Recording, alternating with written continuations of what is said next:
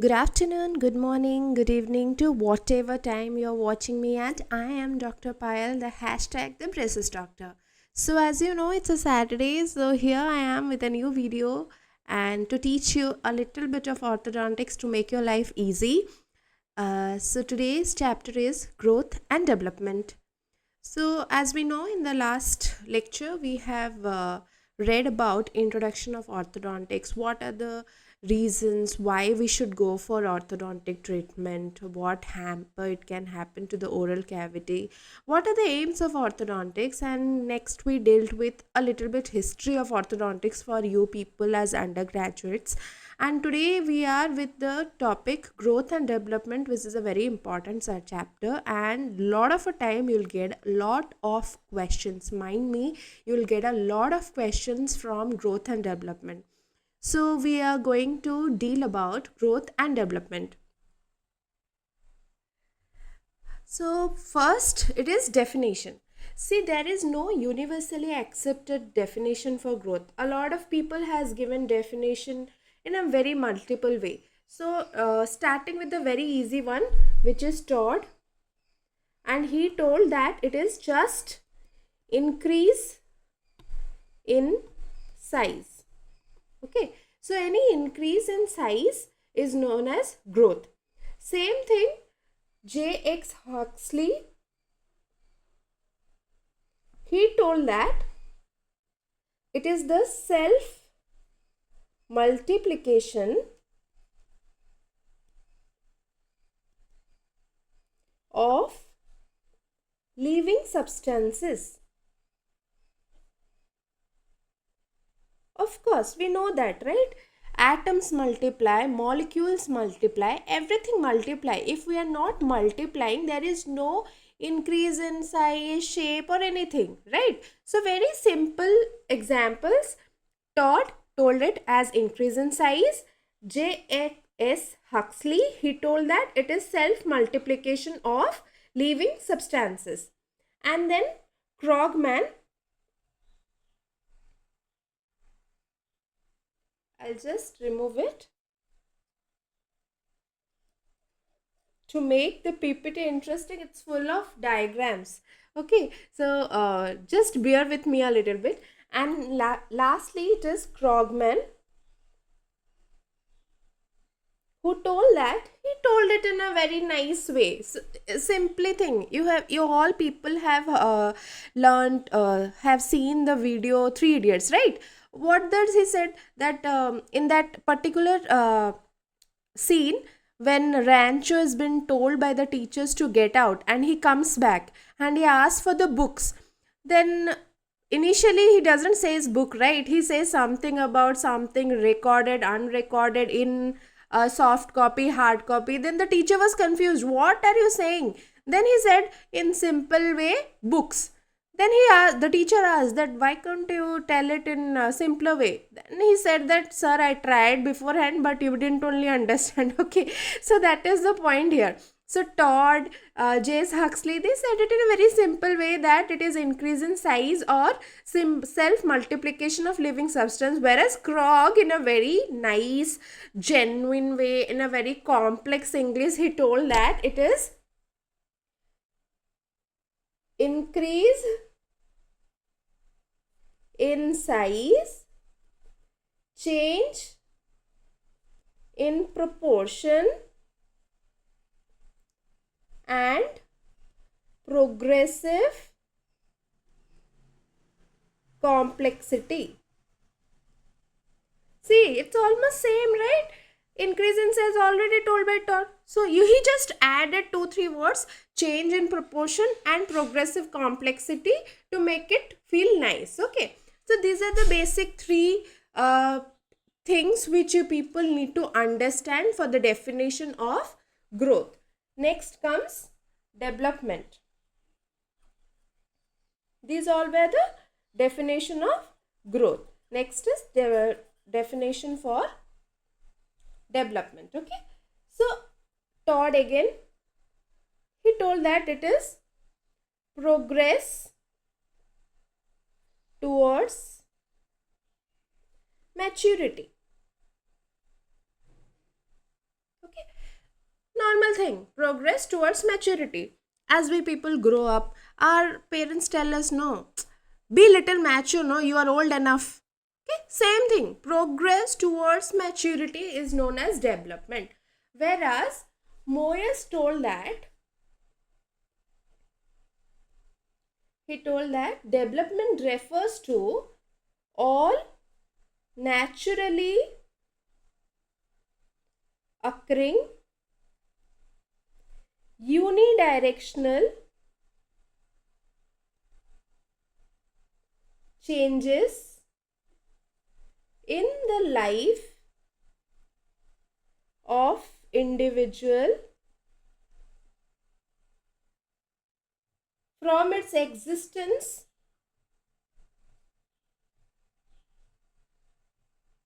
as single cell to elaboration as multi-functional unit terminating in death. Very long one, but just a simple thing. All naturally occurring unidirectional change, anything that is happening naturally, there is no use of any artificial thing. Okay, naturally occurring unidirectional means it is only going in a same way. Means a plant can only become a tree from the seed. If we want that tree to again become a seed, it is not possible, right? Same thing, unidirectional change in the life of individual from existence of as a single cell to a multifunctional unit. This is normal biology. In 10th, 12th, we used to learn, no? Everything has come from a single cell, then it forms a multifunctional. Okay, so any naturally occurring unidirectional change in the life of an individual from existence as single cell to elaboration as a multifunctional unit terminating in death. It's normal, right? Anything which you people couldn't understand, please message me in that video, so that in the next video I will try to explain it to you in a much simpler way. I am trying my best, but if possible, some people might not be getting me, so I will try to make it more easier. Okay, so you understood the definition for growth and development. Okay, now moving on to factors affecting growth. There are multiple factors that can affect the growth. First is hereditary. As we all know, people say, no, genetics. People say that you have got it in your genes. Some people may be longer, right? They will be very taller than you people. You will see that their mother and father are also very taller than you, right? Same thing, hereditary, of course, is the first thing. Genes, everything which we have is regulated by genes. Okay, so any factor that is affecting the growth, firstly it has to be heredity, that is genes. Okay, next is nutrition. So you see a lot of cases while passing in trains, while passing through bus vehicles, you see small kids, they will be looking very feeble, they will be very thin, narrow. It's sometimes they don't even get, they are normal daily wage laborers. Okay, their mother and father go, they work whole day, get a 600 to 700.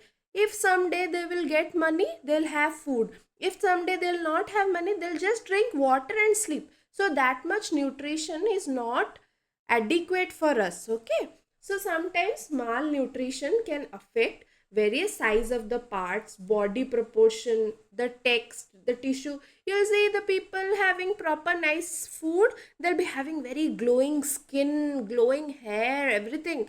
But sometimes when we see people in slum areas, their skin will be not that good, there will be lot of wrinkles, so there are some effects.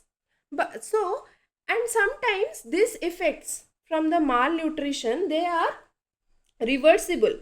Like if you give them food after a certain age, that growth can again take up. Such type of growth is known as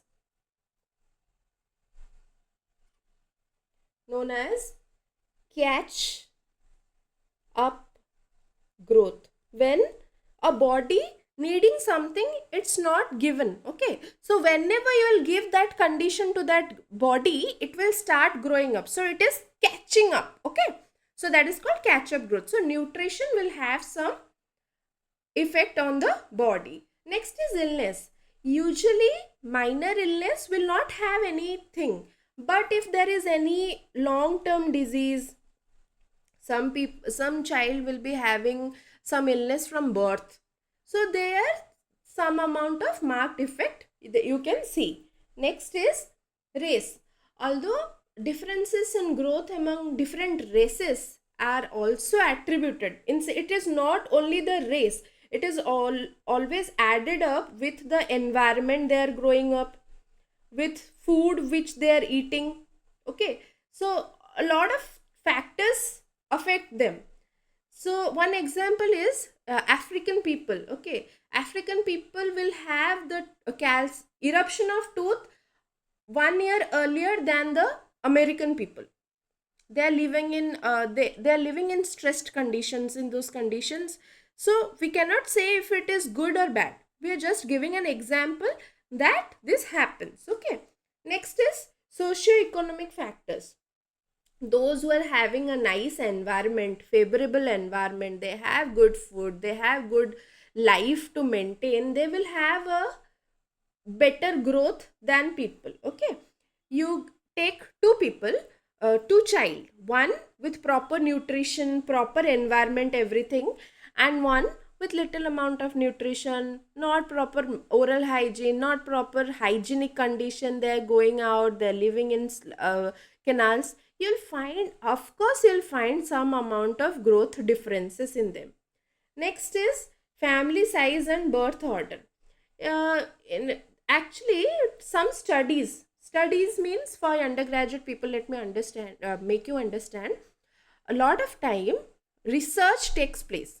What they do is they go into places, they try to collect data from them. Okay, and they have found out that the firstborn baby, okay, let me change the color for you people. The first born baby, they are seen to have a less weight but a higher IQ. So if you are the elder one, next time your younger sibling comes to you and says, see, I am the best, so you can tell, oh hello, studies have proven that I have more higher IQ than you. Okay, and younger ones, please be careful of the elder ones, they have little bit of more experience and a higher IQ. So of course I am little bit biased towards the elder one, because I am the elder one and I have a small brother with me. So I always try to, when he was very young, I used to tell him that you are Tom, I am Jerry, because from the cartoon I could take it out that Jerry is the smarter one, even if the size is small, but Jerry was the smarter one.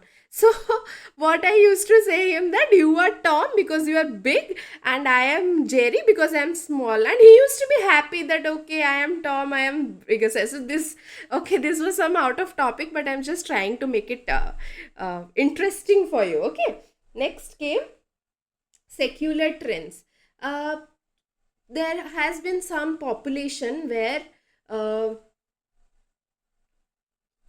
maturation, change in size occurs. Secular trend means a gender difference between male and female. So it has been proven that boys are little bit more taller than the same group. Like if I take a boy in today's time and I take a boy exactly of same age 50 years back.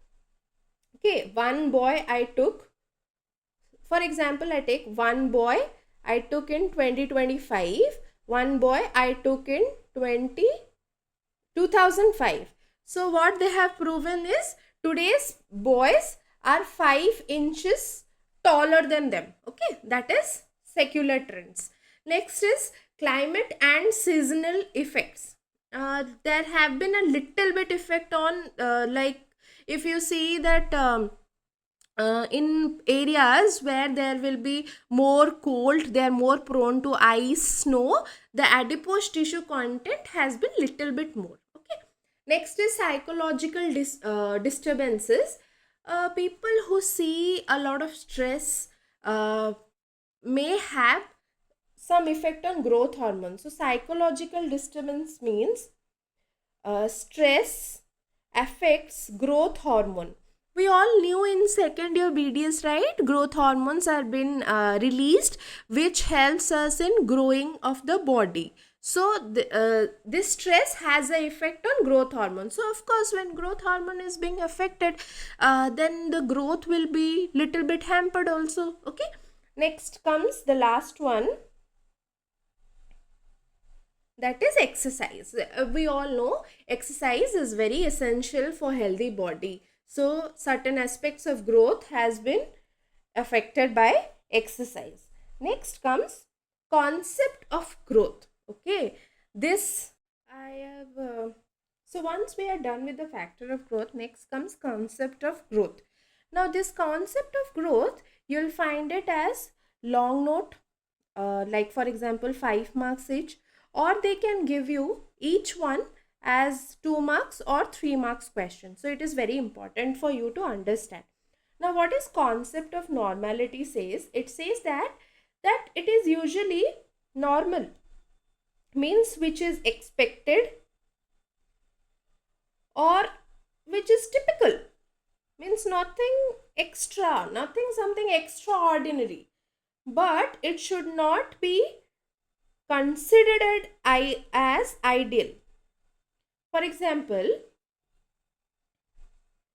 someone gets there was a class test and a child got 5 out of 10.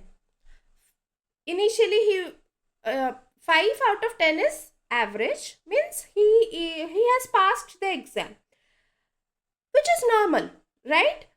But as an ideal student, for your teachers, for your parents, you might not, that might not be normal. Okay, ideally, if a teacher is giving 100%, you should also give 100% and you should score 10 out of 10. But even if you score 5, which is normal, nothing extraordinary, so you got the concept of normal and ideal. Ideally, if we see, height of the child should be, height of an adult men should be around 5 to 6. But even if you are 5.2, for your parents you might be normal. Understood the concept of normality? So how to determine what is ideal? Okay, so for that what they did is, normally I'll just give one example. There are 5 students. Okay, 5 students got marks as this concept of normality, rhythm of growth and growth spurts. I have already have a video. So if you trying to understand ideal, I will not waste my time here. You should go to that video and you should understand. In that I have given that something called central tendency, and from that central tendency we find out what is the mean, median and mode. Okay, and accordingly we find out what is ideal. So please go to that video. I'll put the link also. You can go and you can understand what is this. This is a little bit extra, but if you understand that, it will be very good for you. Okay, next is rhythm of growth. For example, not if we see someone, some human growth is not a steady or uniform process. It is, let me raise this one. Yeah, rhythm of growth is, now human growth is not a steady process. is not a steady process. Okay, there have been, sometime you will be seeing, if I make a graph, the growth will be sometimes more, then it might come little less, then it might come more, then might less, then again more. So it is a continuous process. As we see the river, there are waves, no? Water waves will be coming and going. Same way, there will be some ups, there will be some downs, there will be some ups, there will be some down. That is rhythm of growth. So initial first wave of growth,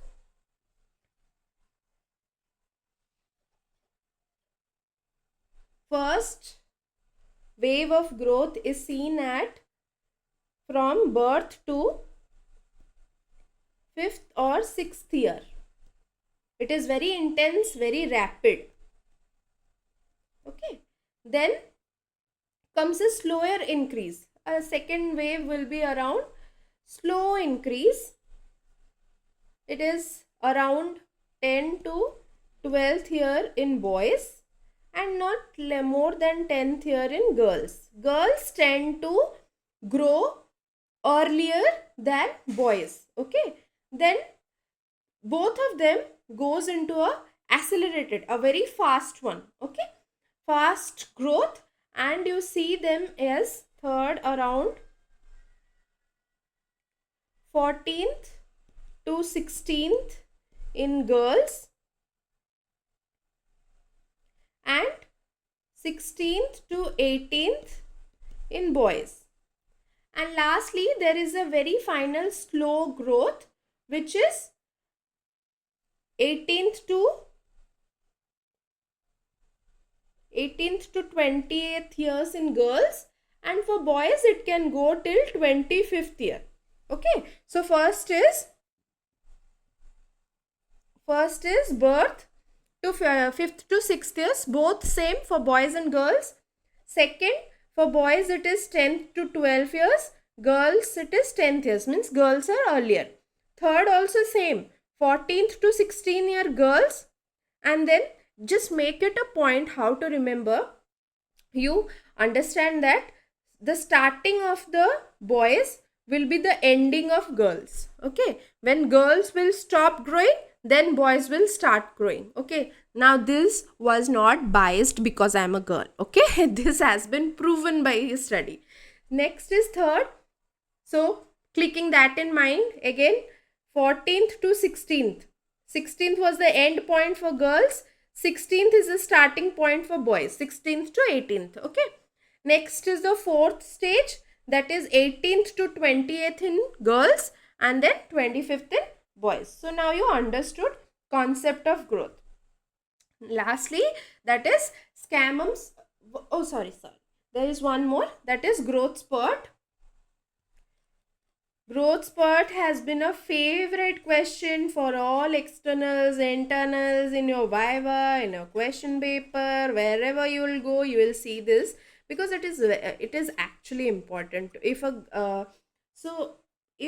example you take orthodontics as your PG subject after you pass out your final year, so you will see that there a growth spurt can have a very important role in your orthodontic treatment planning. Okay, so moving on to growth spurts. It is a sudden accelerated growth. Okay, means initially there will be nothing growth. At one point the girl or the boy will start growing, and I'll give you one example of myself only. When I was in pre-pubertal stage, I was the most shortest girl. Okay, people used to call me that you dwarf. Okay, and then they used to call me as old lady, because old ladies are little bit smaller in height, no? So that they used to tease me like that. They used to I used to feel very bad. Then puberty happened, and suddenly I was the longest girl of my class in my school. Okay, so At that time I didn't understand how come I just within 1 year, how come I became from the youngest girl who is standing in the front of in the prayer line to the last girl who is standing for the prayer line. So later when I read about orthodontics, when I read about growth spurt, I understood, okay, that was the growth spurt for me. This is sudden accelerated growth. Okay, so when does it happens? First, just before birth. Second, 1 year after birth. Third, in mixed dentition period, that is 7 to 9 years. For girls or boys, guys? You tell me. If it is earlier, then it is for? Yes, that is for girls. And for boys, it will be 8 to 11 years. Then it came prepubertal growth stage.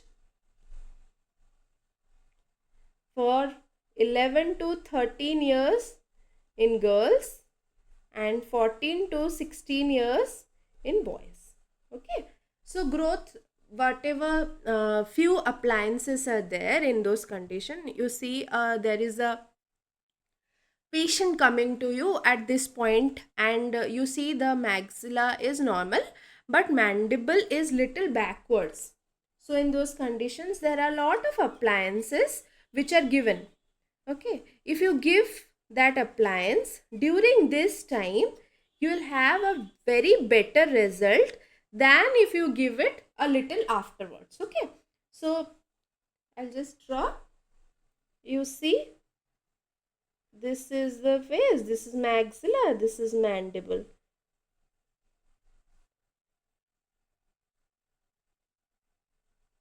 I am very bad at drawing. I don't know how it is looking like. I am laughing at myself. Oh my god. So this is maxilla and the mandible is little backwards. In those conditions, there is something called twin block, activator, a lot of orthodontic appliances is, which will force the mandible to come forward, and it will be a very nice. I think this is little better. So the mandible comes into place. So in that, if we do this treatment during growth spurt area, then it will have a good effect. Okay, that is why we are learning concepts of growth. Next come differential growth. Differential growth has two curves. I'll insert one text box so that I can draw a little bit for you.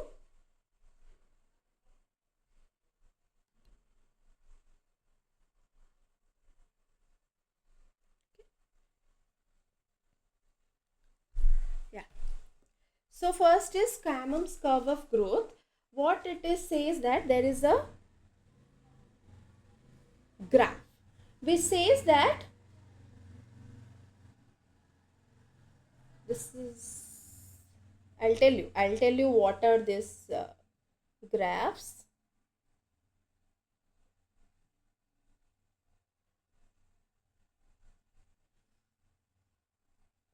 This is lymphoid.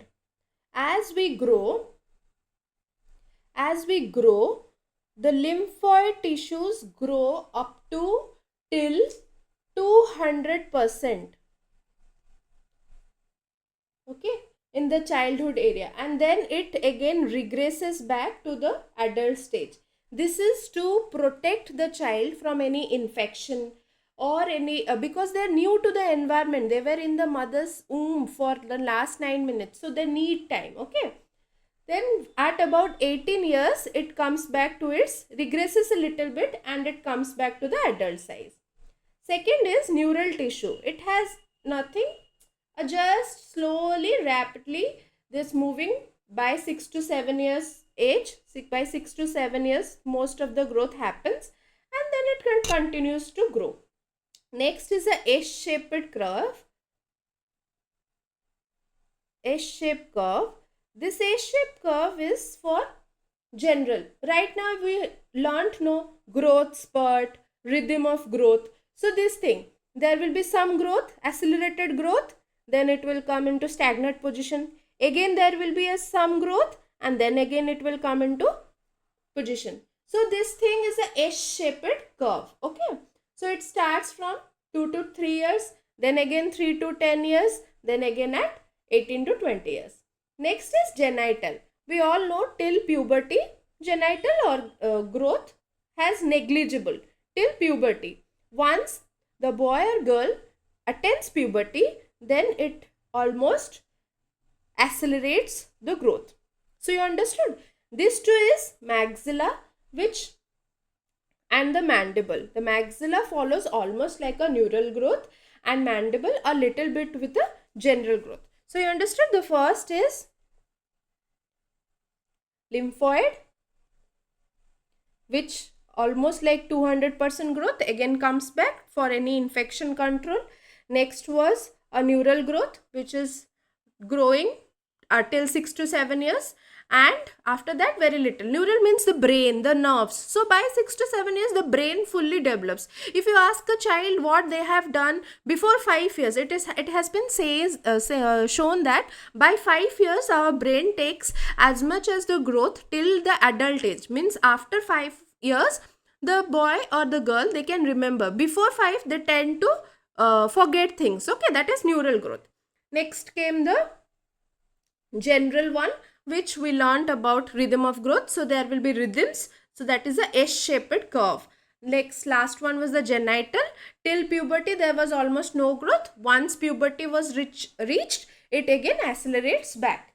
Next, lastly is the cephalocaudal growth. Cephalocaudal growth says that the head almost takes 50%. If this is the box, right, the head takes 50% and the whole body takes 50% at around 3rd month of intrauterine life. At the time of growth it takes 30%, this is 30%, and the rest of the body. Okay, so the overall pattern grows as such. By adult the head is only 12% and rest is body. Okay, so the 50% at intrauterine life, then 30% at the time of birth. By adult it is 12%. Okay, so you see the growth head shape is not decreasing. Okay, this, by seeing the photo we might feel that the head is getting smaller and the body is growing. No, it is not like that. The head is this much only. Means the head has taken the exact position, but you see initially this was 50% and rest it became this long. Means the growth of the lower part is more than the growth of the head. Means the growth is directed away from the head. The things which are more closer to the head will have less growth as compared to the things which are away from the head. You understood this? I think it is, I only made a little bit confusing. See. No, don't worry, I'll make you understand. See, there is head,